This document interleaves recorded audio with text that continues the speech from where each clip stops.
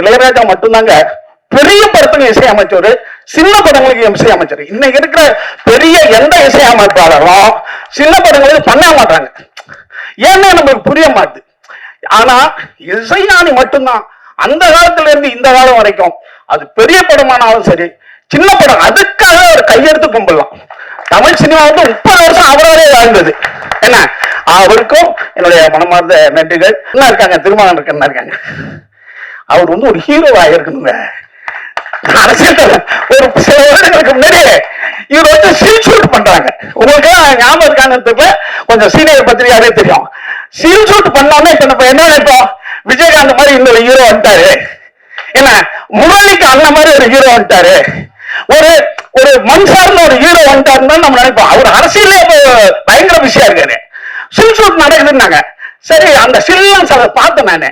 சரி, இன்னொரு ஹீரோ வரப்போறாருன்னா அவருடைய அரசியல் அந்த இடவிடாத பணியில ஒரு தமிழ் சினிமாவுக்கு ஒரு சிறந்த ஹீரோ நம்மளுக்கு கிடைக்காம போயிட்டாருன்றதுதான் நம்மளுக்கு இது.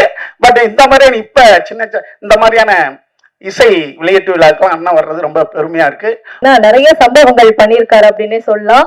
அவருடைய இயக்கத்தையும் நடிப்பையும் நான் இங்க மென்ஷன் பண்றேன். அதாவது திருடா திருடி, பொறி, சீடன், இந்த படங்கள்ல இயக்குனரா ஒரு சம்பவ விஷயத்த சார் இருங்க சார் ஒரு நிமிஷம் பண்ணிருக்காருன்னா, நடிப்புல பார்த்தோம்னா அவர் நடித்த படங்களுமே பாத்தீங்கன்னா பயங்கரமான செம்மையான படங்களை தான் சார் கொடுத்திருக்காரு. சோ இந்த படத்துல ஒரு மிகச்சிறந்த கதாபாத்திரம் நக்கீரனா, கம்பீரமான அந்த பெயரை கொண்டு கம்பீரமான நடிப்பை வெளிப்படுத்திருக்கக்கூடிய திரு சுப்பிரமணிய சிவா அவர்களை பேசுமாறு அழைக்கிறோம்.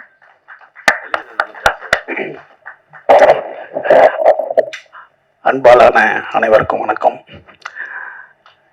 இசைஞானி இளையராஜாவினுடைய இசையில் பாடல்களில் பாலகிருஷ்ணன் சார் இயக்கத்துல திருக்குறள், திருவள்ளுவரோடு ஒரு பயணம், இந்த பயணத்தில் கலந்து கொண்டு இருக்கின்ற உங்கள் அனைவருக்கும் நன்றியும் அன்பும். என்னை பத்தி இவங்க சொன்னாங்க, திரு ஞான ராஜசேகரனும் பாலகிருஷ்ணன் சாரும் அண்ணன் திருமாவும் பிஜேபி ஐயா இருக்கிற இடத்தில் நம்மளெல்லாம் பேசுறதுக்கு நம்மளாம் ஒரு துரும்பு தூசி. அதை நான் பதிவு பண்ணிக்கிறேன். ஏனென்றால் இந்த உலகத்தினுடைய உழைப்பு எப்படி மிகப்பெரிய ராஜ்யமாக நீங்க ஆக்க முடியும்ன்றதுக்கு எடுத்துக்காட்டு பிஜேபி குரூப். அந்த அவங்களுடைய வரலாறு ஒவ்வொருவரும் படிச்சுட்டாலே நீங்க வாழ்க்கையில் எந்த இடத்தில் எப்படி முன்னேறணும்ன்றத நீங்க கண்டுபிடிச்சுக்கலாம். இன்னைக்கு இருக்கிற ஒரு ரேடியோ, ஒரு டிவி தெரு தெருவா போய் வித்து இன்னைக்கு ஷோரூமா இன்னைக்கு யாரெல்லாம் வச்சிருக்காங்களோ அவங்களுக்கெல்லாம் முன்னோடி அவங்க தான்.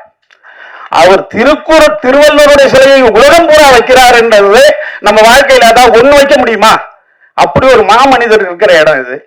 அதே மாதிரி இன்றைக்கு இருக்கின்ற அரசியல் தலைவர்களில் மிகச் சிறந்த தலைவரும் மிக வலிமையான தலைவரும் எல்லாருக்குமான தலைவருமாக இருக்கின்றவர் அண்ணன் திருமாவர்கள். அவர் இருக்கிற அங்க பாருங்க, நான்லாம் 99ல தஞ்சாவூர்ல பூச்சி மருந்து ரெப்பா ஒர்க் பண்ணிட்டு இருப்பேன். வில்லேஜா போய் விவசாயிகளுக்கு மருந்து எழுதி கொடுக்கறது, அவங்க வயலை பார்க்கறது, அதுல பூச்சி விழுந்திருக்கும், குருத்து பூச்சி, அடுத்தது இலை சுருட்டு புழு, அல்லது பருத்தியில நிறைய பூச்சி வரும். இந்த மாதிரி எல்லாம் விவசாயிகளுக்கு எழுதி கொடுப்பாங்க. ஒவ்வொரு வில்லேஜ்லயும் அத்திமேறு அடங்கப்பாரு இந்த மாதிரி எழுதி அண்ணன் பேரை தான் எழுதியிருக்கோம். நான் சொல்றது 97, 98, 99. நான் மிரளுவேன். ஒவ்வொரு வில்லேஜ்லயும் அது இருக்குங்க. இப்படி எப்படி போய் அங்க இளைஞர்கள் மத்தியில வில்லேஜ்ல ரீச் ஆனாரு நாங்க மிகப்பெரிய ஆச்சரியமா இருக்கும். அப்படி ஒரு தலைவர் இருக்கிற இடம் அது. அதே மாதிரி பாலகிருஷ்ணன் சார், நான் என்னன்னு கேட்டீங்கன்னா அவரோட உளவுத்துறை அதிகாரி தான் சொல்லுவேன். சார், நீங்க இயக்குனராக இருக்கிறதுங்கிறது மறைமுகமா ஏதோ ஒரு வேலை இங்க செஞ்சுக்கிட்டு இருக்க கூடாது அப்படின்னு இருக்கீங்க. ஆனா நீங்க எந்த உளவுத்துறைக்கு அதிகாரி? நீங்க அது ரஷ்ய உளவுத்துறையா, ராவா, அல்லது மொசார்டா அப்படின்னு கேட்டுக்கிட்டே இருப்பேன் நானு. ஏன்னா எனக்கு அவரை பார்த்த ஒரு இயக்குனருக்கான எதுவுமே இருக்காது. மிகச்சிறந்த ஒரு பண்பாளருக்கான ஒரு இதுலதான் இருக்கும். எதுவுமே அதாவது நிறைவுடன் தளம்பாது நடுக்கடல் அலையடிக்காதி மாதிரியே இருப்பாரு. அவர் எல்லாருக்கும் இடம் தருகின்ற மாபெரும் மனிதர் அவரு. அதே மாதிரி அண்ணன் வீசேகரன் எங்களுக்கெல்லாம், அதாவது நீங்க சேர்க்கூடா, புரோகாஸ்டோ, மூலதனம், இப்படி எல்லாம் புத்தகங்களை நாங்க கொஞ்சம் கொஞ்சம் படிச்சாலும் எங்க இயக்குனர் சங்கத்துல அதிகம் அதை பத்தி பேசினவர் அவர் தான். ஆனால் அதிக குடும்ப படங்களை எடுத்தவர். ஆனா அவர் பேச்சு சாமானிய மக்களுக்கும் அதாவது உழைக்கும் மக்களுக்குமான அந்த உரை தான் எங்களுக்கு கொடுத்துக்கிட்டே இருப்பாரு. அப்படி ஒரு இயக்குனர் இருக்கிற இடம். அதே மாதிரி இந்த படத்தினுடைய கேமராமேன் சொல்றோம், எடுக்கும் போது அப்படி தெரியலவங்க, தெரியல, சின்ன பிள்ளைக்கு உடம்பு பூரா அறிவுவாங்கல்ல, அந்த மாதிரி ஒரு எட்வின் வந்து பிரமாதமான ஒர்க் பண்ணியிருக்காரு இந்த படத்துல. எனக்கு ஆச்சரியமா இருக்குது. ஏன்னா எடுக்கும் போதே எடுத்துடுறாரு. ஆனா இதை பார்க்கும்போது அது டிஏயா இருக்கட்டும், டெக்னிக்கல் ஒர்க்கா இருக்கட்டும், பிரமாதமா இருக்கு. குறிப்பா இவர் வந்து தமிழ் சினிமாவுடைய மிகப்பெரிய இயக்குனர் வந்துருவாரு. ஏன்னா எவன் ஒருவன் பெண்களை அழகா காட்டானோ மிகப்பெரிய கேமரா ஆயிடும். இதுல நடிச்சிருக்கிற பெண்களுக்கெல்லாம் என்னுடைய மனமார்ந்த நன்றி வணக்கங்க. ஏன்னா இந்த ஜாக்கெட் இல்லாம நடிக்கிறது இருக்குல்ல, ஐயோ கேள்வி கூட வராது. நாங்களும் இப்ப போய் மதுரை, ராமநாதபுரம், தேனி எல்லாம் போயிட்டோம். அந்த கிழவிங்க 50 வயசு 60 வயசு கிழவிங்க வரும்ல, 60 வயசு கிழவி, அம்மா நீங்களாம் அந்த காலத்து பெண்கள்மா ஜாக்கெட் இல்லாம ஐயோ நான் வரமாட்டாங்க. ஆனா இந்த படத்துல அத்தனை பேரும் அந்த கேரக்டர் உணர்ந்து, அந்த கேரக்டருக்கு நம்ம இப்படி இருக்கணும்னு நினைச்சு அது வந்து நடிச்சது இருக்குல்ல, உங்களுக்கும் அந்த தமிழ் சினிமா ரொம்ப கடமைப்பட்டிருக்குமா. ரொம்ப, அதாவது ஒரு பெண் வந்து ஸ்லீவ்லெஸ்ல அவங்க விருப்பப்பட்டு போவாங்க, கம்மியான உடை கூட போட்டு போவாங்க, நம்ம சொன்னா கேட்க மாட்டாங்க. அதுவும் சினிமாவில ரொம்ப அவங்க ஒரு 50-100 ரூபாய் நிற்போம் இல்லையா, அப்ப அந்த உடை அவங்களுக்கு ரொம்ப பார்த்துக்கிட்டே இருப்போம் இல்லையா, அதுக்காக நினைக்கிறேன். பட் நீங்க எல்லாம் மனப்பூர்வமா நடிச்சிருக்கீங்க, என்னுடைய அன்பான வாழ்த்துக்கள். அப்புறம் குறிப்பா இதுல இசை வந்து ரொம்ப அருமையா இருக்கு. ராஜா அவரை பத்தி சொல்ல வேண்டியது இல்லை, இசைஞானியை பத்தி. இந்த படத்துலையும் அதாவது இளையராஜா மட்டும்தாங்க பெரிய படத்துக்கு இசையமைச்சர், சின்ன படங்களுக்கு இசையமைச்சர். இன்னைக்கு இருக்கிற பெரிய எந்த இசையமைப்பாளரும் சின்ன படங்களுக்கு பண்ண மாட்டாங்க. ஏன்னா நம்மளுக்கு புரிய மாட்டுது. ஆனா இசைஞானி மட்டும்தான் அந்த காலத்துல இருந்து இந்த காலம் வரைக்கும், அது பெரிய படமானாலும் சரி சின்ன படம், அதுக்காக ஒரு கையெடுத்து கும்பிடலாம். தமிழ் சினிமா வந்து 30 வருஷம் அவராலே வாழ்ந்தது. என்ன, அவருக்கும் என்னுடைய மனமார்ந்த நன்றிகள். அடுத்தது வேற யாரையாவது விட்டனா இல்ல, இந்த மேடையில் இவங்கெல்லாம் இருக்கும்போது நானும் இருந்தது எனக்கு பெருமையா இருக்கு.